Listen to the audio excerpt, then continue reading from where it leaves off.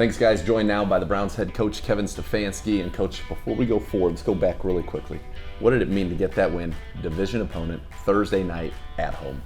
Yeah, that was a very short week, and knowing coming off a very tough loss, we knew that we were going to have to respond. We were going to have to turn the page, put as good a week as we could into the preparation, and I thought the guys showed up, and I'm really proud of the guys that it was a team win. Offense was there when we needed to be there. Defense was there when we needed to be there. Made some plays in special teams, including at the very end with some great punting by Corey. Yeah, great directional punting. You love to see that. Let's talk about this offense for a second. You wanted Jacoby Brissett. I remember the day that we made the trade to get Sean Watson. He said, we got a guy. It was Jacoby.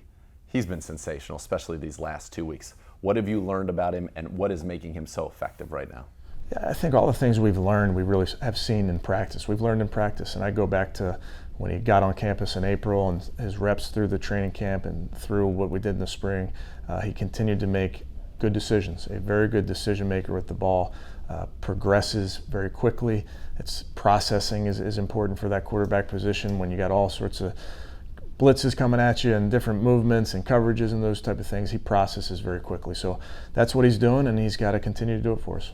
Were the Steelers in some way a good preparation for this Atlanta team? 3-4 blitz-heavy teams, although on the back end they play different things down in Atlanta than they do in Pittsburgh. But is that a nice kind of setup to go face this Falcons team? Yeah, I think week in and week out you're typically taking something from the previous week that the defenses face, that you're facing that current week.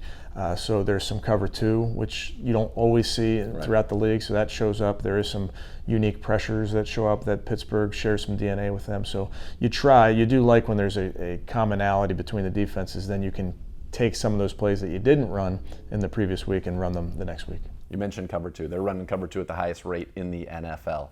They also play a lot of cover three, but cover two teams, what are they trying to do playing that defense more than the league norm, and then how do you want to attack it? Yeah, cover two's been around obviously forever, and there was a time there in the 2000s, Lovie Smith and when I was in Minnesota with Leslie Frazier running a ton of Tampa 2. So it's something that it comes and goes, but for the defense, what it really does is it allows you to stop the run with hard run-fit corners, keep everything in front of you. And that's the idea behind some of these big zones is everybody has vision on the quarterback, and they can keep things in front of them.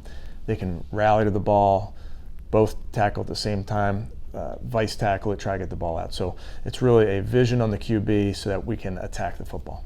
All right, so we're going to see some of that from this defense. They got a Pro Bowler type up front. Grady Jarrett is off to a nice start, 2.5 sacks. Good corners on the back end, good safeties as well. What have you seen just in general from that defensive side from Atlanta? Yeah, I think they're really fast. I think they play fast. I think Dean Pease is as good a coordinator as there is in the league.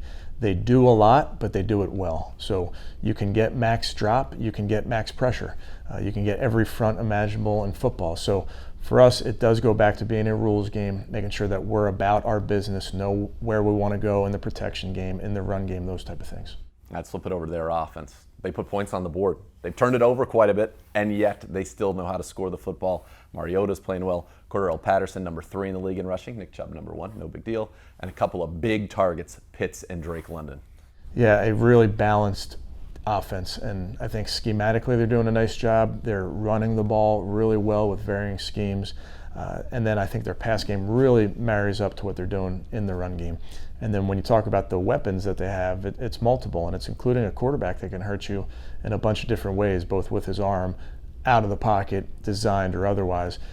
2 young players that I think are really, really good in Kyle Pitts and Drake London, and then Cordarrelle in the backfield, a big football player, a versatile football player. He runs hard for 60 minutes. Do you like seeing a team's got 4 tight ends active? Do you enjoy that? It's kind of like a little throwback to what we were doing a little while ago. Yeah, not surprised. Arthur's a former tight end coach himself. He likes to use them. He'll line them up at fullback position. He'll spread them out. Obviously, Pitts is really a guy that can show up anywhere in the formation. So there's definitely versatility from their Falcons offense.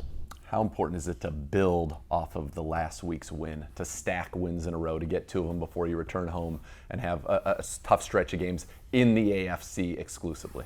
Yeah, I think for us, we really do put those blinders on, and you treat it as a week-to-week type thing. And I do think it's important. We've talked about it. You can't let a loss linger, and you can't let a win linger. Do I want to stack wins? Yes.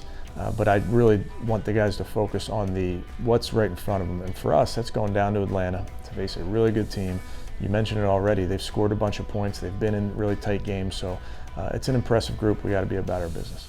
All right, Coach, thanks so much for the time, and best of luck on Sunday against the Falcons. Thanks, Nathan.